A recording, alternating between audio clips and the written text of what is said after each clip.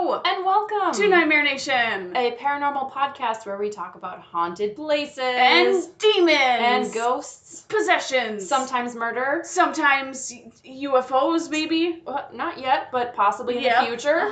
Sometimes death of natural causes. And death of murderous causes. Right, but usually all of those things, you put them in a big pot and give it a stir, and that leads to what?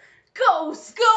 And hauntings! And that's what we love to talk about. It's so great. We're horror fans who love to scare the pants off each other, and hopefully yourselves. Yes. I'm Annie. I'm Anna. Yay, we remembered to introduce ourselves. Guys, I have to apologize. I'm getting over the flu or some sort of mild illness. It's not the freaking coronavirus. She's got the corona. I'm getting corona. I do not have the freaking coronavirus. She's so corona right now. My corona level is 10,000. My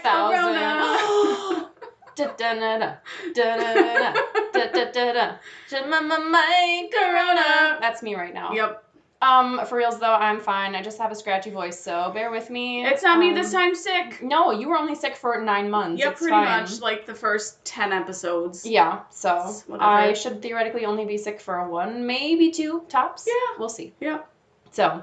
I'm gonna get it. Please don't. Her husband was sick as well. Yeah, be nice to me or I'll cough into your face while you're talking to me. You've already coughed to me all the time.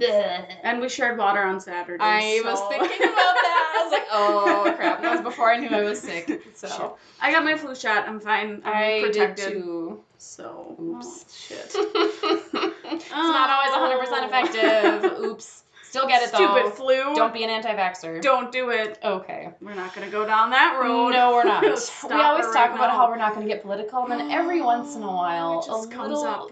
It's like word vomit. Yep. I can't control myself. It just happens.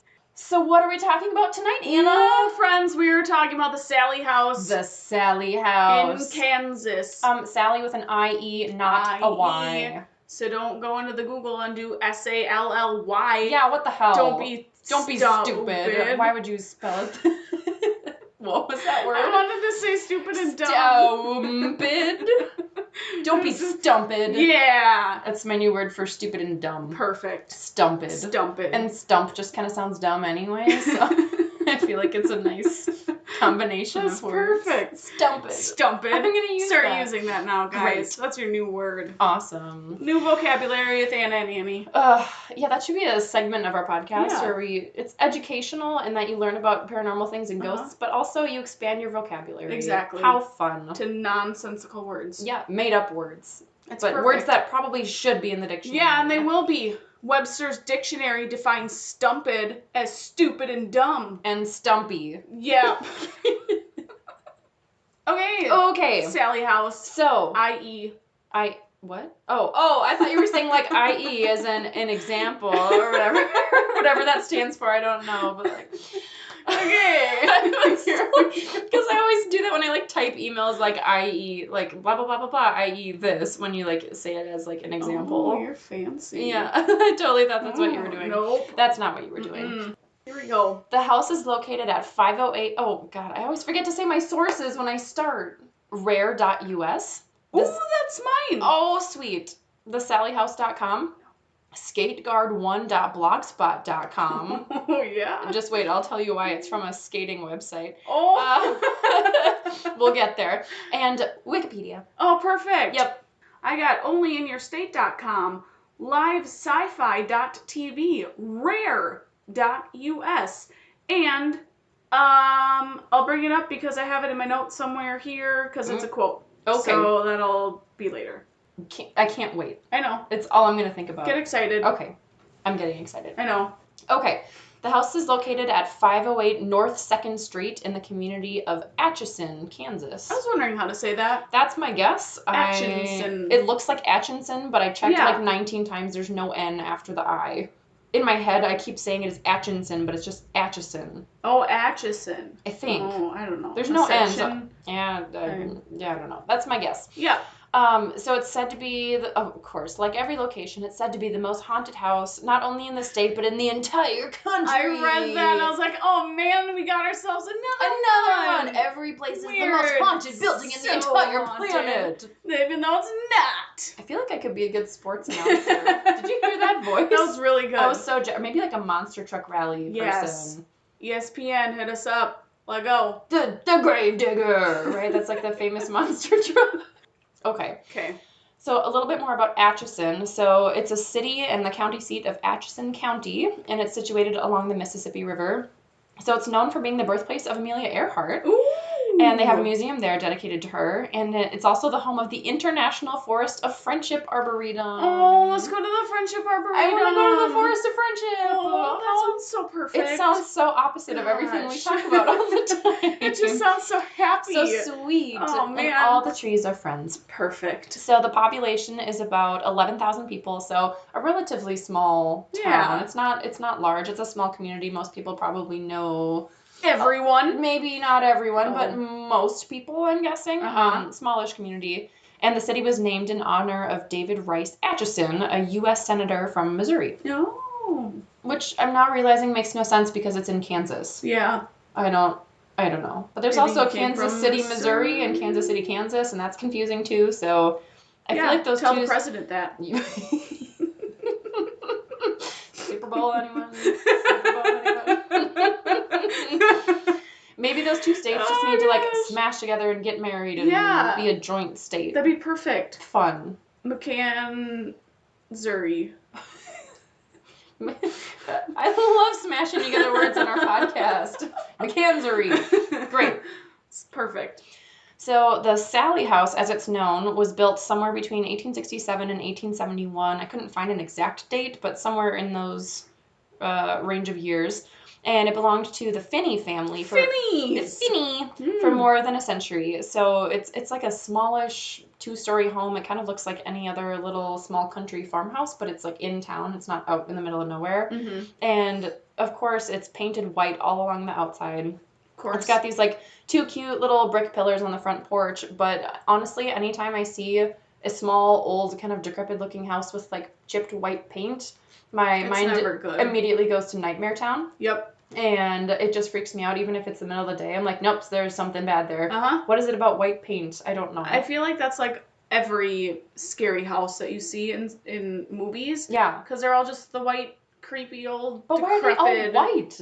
I don't know. When did that happen? Maybe that attracts the demons and ghosts. Because they're like, white is holy, and I want to, let's go make it unholy. Yeah. You'd think all the scary houses would be like painted black or something. But essentially, it just kind of looks like a cute little farmhouse type building. So, one of the key members of the Finney family when the phone The Finney family when the phone. The Finney family when the phone was first built.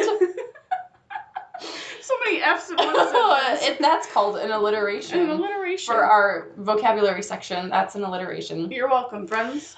So when the home was first built, a key person in the story of the Sallie House and how it got to be named that way was a doctor named Charles Finney, who was born in Atchison on February 1st, 1865. So he was the son of Michael Finney, who was a wharf master. The fuck is a wharf master? So I looked that up because I'm like, I think I know what a wharf is, and it's just like the mooring station when like ships come in and like dock. The mooring? Yeah, like when you moor a ship and like tie it up at the dock. Oh, I didn't know that was the proper terminology. Yeah. For it. Oh. You gotta get your sea legs on. I guess so. And so I think a wharf master is just someone who watches the wharf and manages the docking of ships. What is a wharf? It's the place where the boats get moored and docked and everything. That's a dock. Yeah, but it's like the whole area, not just one dock. But like I think the whole docking area. It's just another name for it. Okay. I don't know. Tell me if I'm wrong. Let us know. So that kind of confused. I guess the Mississippi River. Okay, I was like just thinking out loud. Like that kind of confuses me though, because they're nowhere near any water. Oh wait, the town's on the Mississippi River. So I guess that makes sense. So Michael Finney died in 1871, only 6 years after Charles was born in the house. Ooh. So there's at least there's death number 1. There it is. And there's more. Just wait. Perfect. Great. So Charles Finney received his medical degree from Beaumont Hospital Medical College in St. Louis and served in the city council for several years before marrying Louise Ziebold on November 9th, 1904. So Charles was a doctor in Atchison for a number of years after that, and he actually ended up being elected mayor in 1913. And the newspaper article that was written after the election said that the mothers of Atchison had basically elected him because he had officiated at so many births in the town. So Jeez. he's this like well-respected doctor in the community. All the moms know him. Everyone knows him. I think he is generally well-liked from what I could tell. Mm-hmm. And he was also famous for roller skating. Oh, that's so fun. And he like won medals. I want to be famous for roller skating. And he was really famous for a particular performance that he did dressed in drag. Oh my goodness. And like, dude, you rock. It was like 1913, like, Shit. you go. So, dang. So this dude had an interesting side hobby to his medical career. So he used the Finney family home, aka the Sallie House, for his medical practice, and used the front part of the house as an office space, an exam room for patients, and then their main living space was upstairs. So his like wife and child would hang out upstairs, essentially. That's so weird. Yeah. Especially like when you see in movies and stuff when they have doctor just comes into their house or they do like a house call to the families. I'm like, that's so weird. That is weird. I don't know if they just didn't want to pay for like a rental space in like downtown Atchison or whatever, like to have a medical clinic. They was like, well, we don't need this much space. We'll just use the house, I guess. Yeah. I mean, I've seen like vet clinics in people's houses. Like there's a vet clinic near here that's just like a house. And I have to assume that like part of it's the clinic and then they live in the other part. I don't... Probably. I don't really know. That's really weird. It is strange. I think I would feel strange having like a work office in the same place where I live. Yeah. Like, working from home, that's different, but like having like a medical clinic in my home that you can't escape from. Yeah, no. Like, that just feels weird. That's a little weird.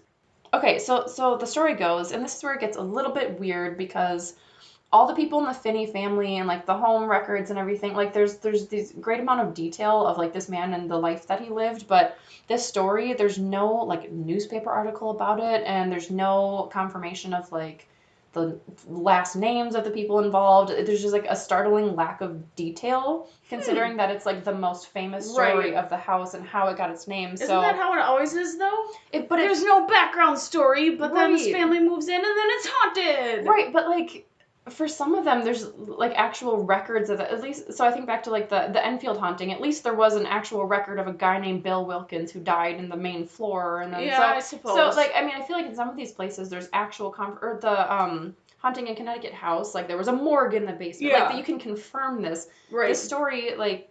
I'll just tell the story and then I'll continue speculating. Okay. So the story goes that one day a mother rushed into the home with her 6-year-old daughter who had collapsed from severe abdominal pain. So Dr. Finney takes a look at her and quickly diagnosed the issue as appendicitis and said she needed emergency surgery because he was worried that her appendix would burst. Mm-hmm. And the girl's mother agreed to it, but he actually started the surgery on the girl before her anesthesia had fully kicked in because he was so worried about it bursting. He wanted to get going right away. And she died on the operating table, supposedly screaming in pain. And the little girl was named Sallie, which is why the house got its name. But again, I feel like there's newspaper articles about him like roller skating and winning like competitions, and there's like all sorts of other newspaper articles from like I just feel like that should have had some sort of news coverage. There should have been like on November 2nd of this year, blah blah blah, this woman first last name came in with her daughter first name last name who blah blah blah. You'd think that would have been like covered or documented or written down somewhere, and I could not find any amount of detail. I couldn't even find a last name for this girl. Yeah, just Sallie. You didn't get anything for the mom or no, nothing? Nope, just one day a mother came in with her daughter. Granted, I didn't read like 500 articles. It's possible that it's out there somewhere, but I just couldn't find anything, and it just seemed kind of suspect to me. So that's weird. I don't really know, but that's the story that all of the paranormal websites tell, is about the girl that died on the operating table in the home. So aside from the famous Sallie incident and Michael Finney's death, so Dr. Charles's father, there have been a few other deaths connected with the property. So initially when the home was being built, Michael Finney had also apparently purchased the home, the property of the home next door to the Sallie House. So he kind of like owned their house in the adjacent lot. Mm-hmm. And then it was deeded to a woman named Joanna Barnes. And I don't really know what deeded means. I have to assume they like transferred it gave or something. The property, put the property in her name. Yeah. So she was a recently divorced mother of 3 who was also pregnant and had just been institutionalized in a state hospital in Topeka for being, quote, violently insane, as testified by her neighbors. So it's no bueno for her. She's not quite mentally stable. So She gave birth to her son, Frank Barnes, in July of 1899, and then ultimately got released to custody of Dr. Finney and returned to the home next to the Sallie House. So I have to assume they let her go because he's like, I'm a doctor, I'll take care of her. She got released into his care. Okay. So she moves into the home, and then on September 24th, 1906, she attempted suicide by turning on the gas and laying down in bed with her then 6-year-old son. She survived, but her son died. That's so sad. It's so sad. And Why it's would you so do that? sad. I know. She's just like not right, and she needed help, and wasn't, mental health care back in 1906 was next to none. Suppose. So it's just really tragic. So there's basically, it wasn't in the Sallie House itself, but it was very, very close by. It was just the lot next door. So other members of the Finney family also passed away in the house. I don't really know who these people are, if they're like cousins or uncles or brothers or siblings or whatever, spouses probably for some of the family members. But M.C. Finney died there in 1872. Charles James Catherine's, father of Kate Finney, whoever that is, in 1873. Ooh, that's back to back. And then Richard Edwin Finney, also in 1874. That's 3 years in a row they had a death in the house. And then they finally get a break, and Agnes Finney died in the house in 1939. Agnes! Yep. Such a terrible name. She had the decency to wait at least like another 60 years to die there. Good job, Agnes. 3 in a row. So. Thank you for that. Yeah, so there's been a number of deaths in the home. Those were all like natural causes. There's nothing suspect about them, but still just a lot of death there.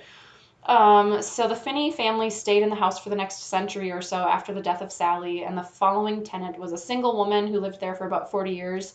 And then after that, the home was rented to the Pickman family in 1993. Yes, they did. And I believe they're the family that experienced the paranormal stuff. That is correct. So that's Tony and Deborah. So more of that to come shortly. Do you want to know a super fun fact? Super fun fact. So fun. Yes. So the Sallie House was listed for sale on February 8th of 2016, which is not that long ago. Shit. Guess what the listing price was? $90,000. Oh my God, no. It was listed for sale for the low price of $1 million. For that tiny of a freaking house? Because of the paranormal reputation. That's absolutely ridiculous. It's bonkers. I would never pay $1 million for that thing. Well, neither would anyone else, because on April 25th, the price dropped to $750,000. Then it dropped again on August 9th to $499,900. And finally, on November 7th, 2016, the listing was removed and the home is no longer for sale. Well, yeah, duh. Don't be fucking stupid. Yeah, for reference, nearby homes in the area that look very similar and have similar layouts go for $50,000 to $75,000. Yeah, no, I'm sorry. You can buy a house for chunk change in Kansas. It's ridiculous. So... It's ridiculous. The listing. So this all came from Zillow. I forgot to say thank you, Zillow, for the purchase history of the home. I was like, ooh, I wonder who bought it. And of course, it doesn't say who bought it, but basically the real estate agent who listed it was like, oh, unique property with paranormal history, like proven track record of proven track record of revenues nightly from tours and blah blah blah. And I'm like, yeah, not for $1 million. No. Are you kidding? Fuck not that. even. No one even bought it for $500,000. They're like, frick, no, this is stupid. Not when I can go down the road and buy one for like a lot less. Just a lot less. A lot less dollars. I was going to do some sort of math. No, like, don't. Doing math on the fly today. is always a bad idea. I always embarrass myself. Yep, so I'm not about that life. So current day, the Sallie House offers self-guided tours during September and October, which they consider to be haunting season. Ooh, haunting season. You can do daytime guided tours or overnight visits, which can either be guided tours or overnight stays, and they're $125 per person with a $250 minimum. During haunted season, it's actually $150 per person with a $300 minimum. That's kind of expensive. Prices go up a little bit. But if you have like 8 people, I suppose $300. No, sorry, that's the minimum.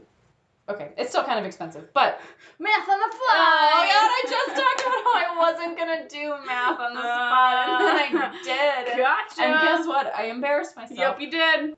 So all attendees of the tours must be 18 or older, and they do not allow any Ouija boards or seances of any kind. You go, guys. Yep, not allowed. They're like, no, we're not going there.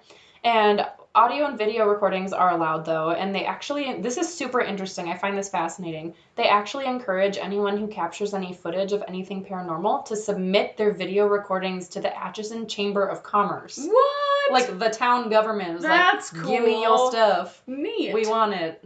That's really cool. I'm assuming because they want to promote tourism to the Probably. house, but still. Yeah. To have a government agency be like, send it in. We want it. This is haunted. They're actually like supporting it, which is cool. That's cool. So yeah. Nice. Oh, that's the history of the house.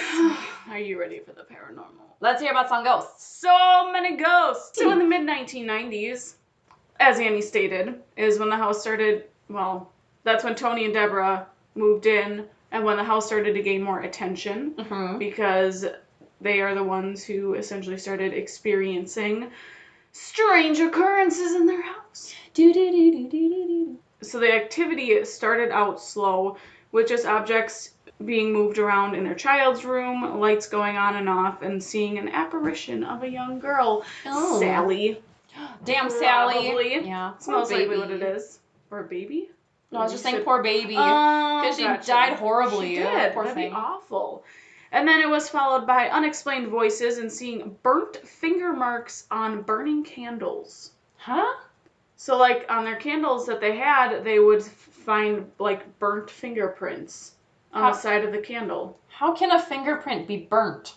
Well, it's like if you would touch the wick of the candle after it was burning, and you got the black chalky stuff on it, and then you touched the outside, and it was burnt. Yeah, got it. You got it? I think so. Okay. Okay. I'm like, what the hell is a burnt fingerprint? I don't know. This doesn't make any sense. So there was one day that Tony, after coming home from work, he was standing in the kitchen because he was thirsty. So he was getting water, and he turned around and saw a little girl standing next to him. And then he got spooked, ran up to Deborah, and told her that I just saw Sallie. Oh, so he knew about... I'm sure they probably researched or did something. Yeah. He didn't say... I should say he didn't say Sallie. He said, I saw her. Oh, got it. Okay. I was going to be so insanely impressed if he just knew right after that. He's like, yup, that's Sallie. That's the girl that died of appendicitis on the operating table back in whatever year that was. Yep. Yeah. I was going to be like, holy shit, dude. You did your research. He knows. They also experienced a dog growling at nothing. And like I'm pretty sure I've said before, if my dog starts growling at nothing, we're getting the fuck out of that house. Grab a knife. Grab your phone so you can call 911. That dog knows what's going on. Yeah. They've got that sixth sense. I don't trust my cats. So, I just run away. I can trust my cats to be pissed off if another cat comes by. Yes. But if a human comes into the house, they're going to be no help at all. Nope. Nope. So, there's that. And then, after all, like, the little things that have been going on, it started to turn dark.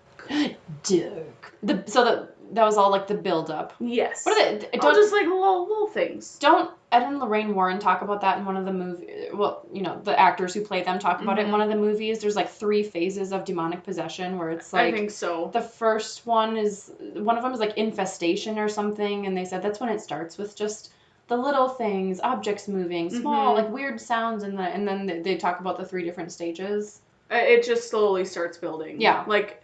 With most paranormal activity, you're not going to just get full-blown, everything is freaking awful. It's got to I swear to God, build its way. I thought you were going to say, everything is awesome from the Lego movie. Because I just watched that this week. And you were like, all of a sudden, everything is awful. And I'm like, oh, I thought she was going to say awesome. Nope, it turns terrible. Because the hauntings turned onto Tony. Oh, no. Where... the ghost or ghosts would scratch his body, cause him to have terrible nightmares. He would have burn marks, and later he had demonic oppression. So I had to look this up because I've never heard of demonic oppression. Not possession. Not possession. Oppression. Okay. I've heard of possession, manifestation. The demon was oppressing his rights. Yes. Yeah. Give him his rights, demon. Yeah. So, demonic oppression is when demons exert concentrated external influence that causes physical harm or discomfort to a person. For example, shoving, pushing, causing like strange illnesses, like unexplained things. So like bullying. Yes. Is what you're talking exactly. about. Being a goddamn bully. Yes. Okay. Yes. You jerks. That's a perfect way to put it. Okay. I mean, it's the stuff we talk about all the time. I just didn't know that was the name for it. Yeah. Okay. Yeah. Interesting. I didn't know that. I didn't either. Thank you. Super weird. It's so educational. I know. So that was from spiritualdirection.com. Oh, thanks. Thank you. And it was common for only men to be harmed in the house. Yeah, I read that. A lot of the women just didn't really feel or like have the scratch marks and punches and pushes. Mm-hmm. And some say that the attacks made on Toni are from Sallie trying to get back at the man that hurt her during her surgery. Mm-hmm. Which makes sense. Yeah, especially if she's 6, that's like, she's kind of impressionable, hasn't had a lot of life experiences yet, and if that's the last thing she remembers before she's dying is this man hurting her, then I could see where that would just stick. Right. And that's all she could think about as a ghost. Yep. It's a ghost. It is a ghost. A ghost. Hey, ghost. We're so funny. Gosh, we're hilarious. Okay. So the family decided that after a while, after having like everything happen to Toni, they wanted to get help for their hauntings. And they invited numerous psychics into the house and also TV shows as well. So in one of the shows, the psychic concluded that it was Sallie who was haunting the house. Mm-hmm. So Sallie's this like well-known character then. Yeah. So that's why I'm so confused. I couldn't find any like newspaper articles about it or like any confirmation of like her last name. It's just weird because everyone knows about Sallie. Mm-hmm. And I'm just like what day did she die? Like when was she born? What was her mother's name? Who's this little girl? And what I don't know. She's just this like mystery character to me. Yep. There's a video I want to post. I just have to make sure that I can remember to find it. It was in one of the articles I read, but it had like a bunch of different clips in it from a paranormal investigation team, and I'm pretty sure there was one where they heard like a little girl talking or laughing. Mm-hmm. Like it has really cool clips in it, so I'm gonna have to try and find that and post it on the Facebook. Okay. So after the psychics and everything, the Kansas City Paranormal Group went to investigate the house when they found out that Sallie isn't the only one haunting the house. Oh, we got a multiple haunting. Yep. There's also a middle-aged woman who is said to be Sallie's mom. Oh, okay, that would make sense. Who died. So, and then I read one article, I don't know how much of this I believe. It said that after Sallie's death, her mom died, and supposedly it said that the doctor buried the two in the basement. No. I was like, I read that. No. I was like, I don't think so. No. Because I'm sure the doctor probably didn't kill mom, and he's probably not going to pick up mom's body after she's dead to bury her. Yeah, he's not gonna like go find her and be like, actually, I want to bury you both in my house, right? Well, like, and he was That's still weird. a doctor after this happened. Like, Exactly. as far as I could tell, I don't think he got his medical license revoked, and the family just like kept living there for like a century. Yeah. So I'm like, I don't think so. That sounds like one of those fun urban legends that's just, it's interesting, but it's not true. Yep. Yeah. Exactly. But kudos to whoever wrote that. Good try, It's guys. interesting. Put it on Good Creepypasta. Yeah.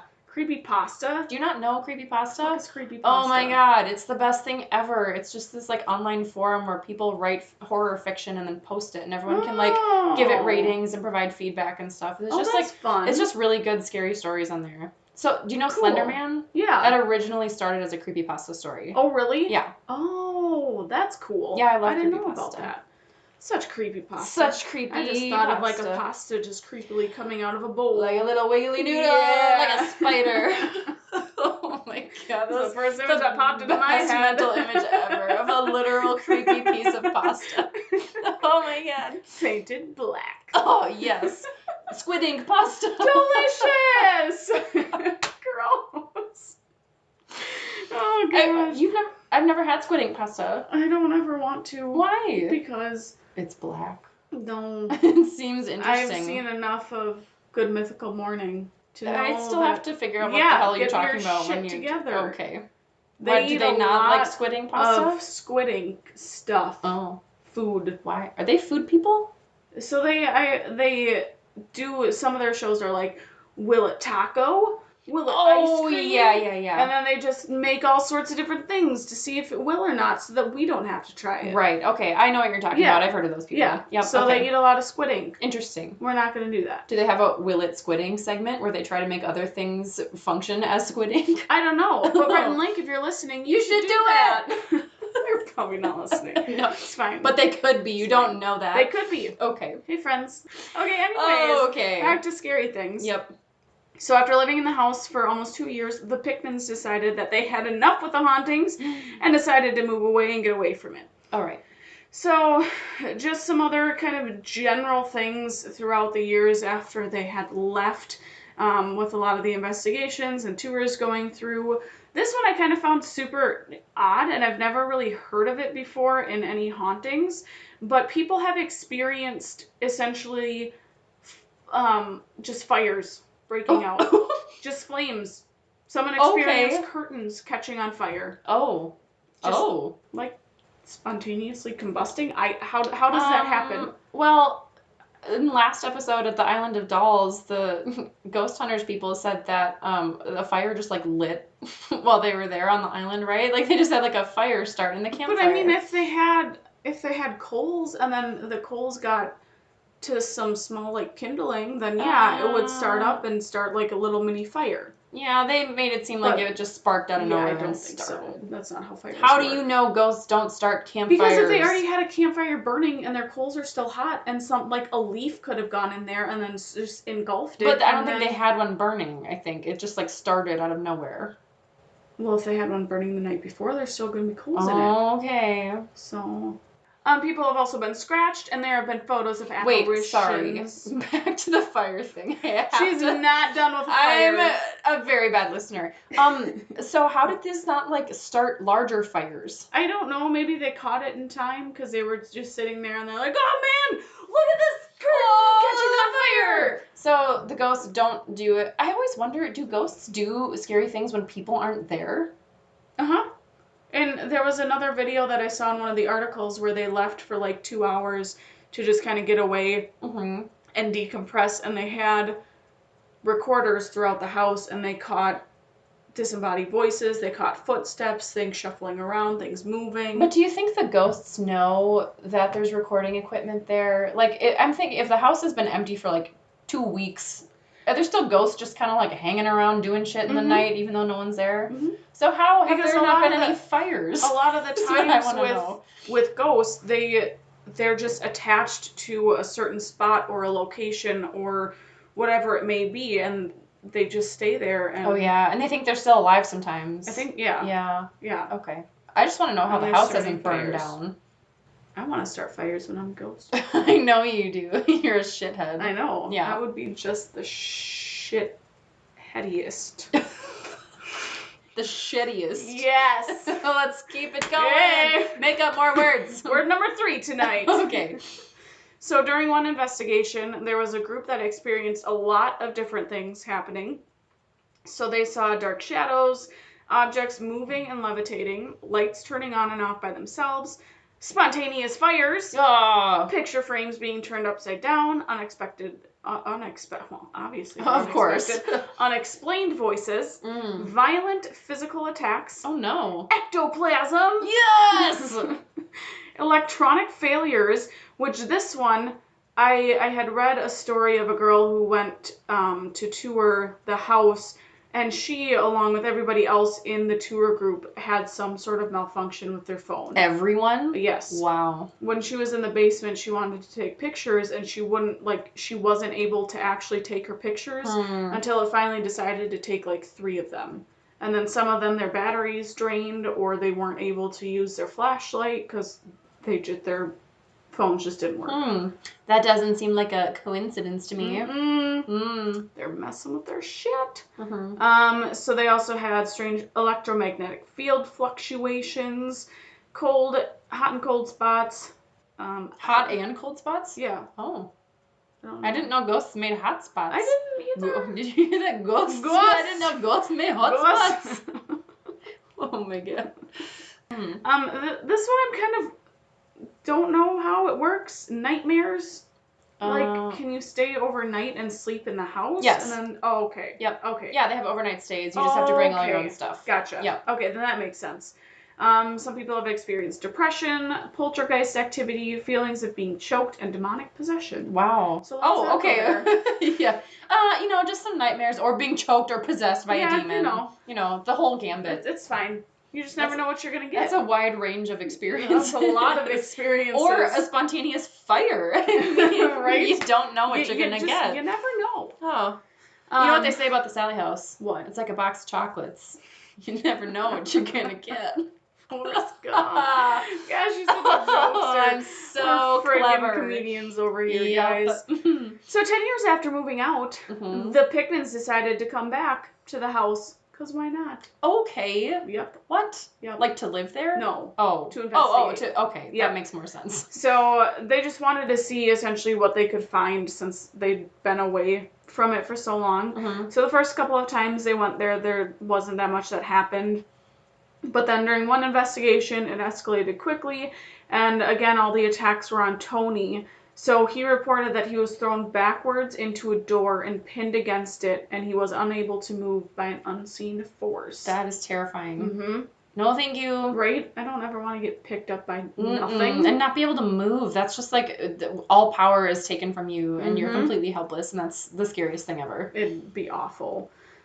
So the Sallie House has been featured on Unexplained Mysteries, which is on the Travel Channel, Live Sci-Fi.tv, Heartland Ghost, and Most Haunted Town. And BuzzFeed Unsolved Supernatural. And I'm pretty sure Ghost Adventures as well. So like everyone and their mother. Yes, cool. Pretty much.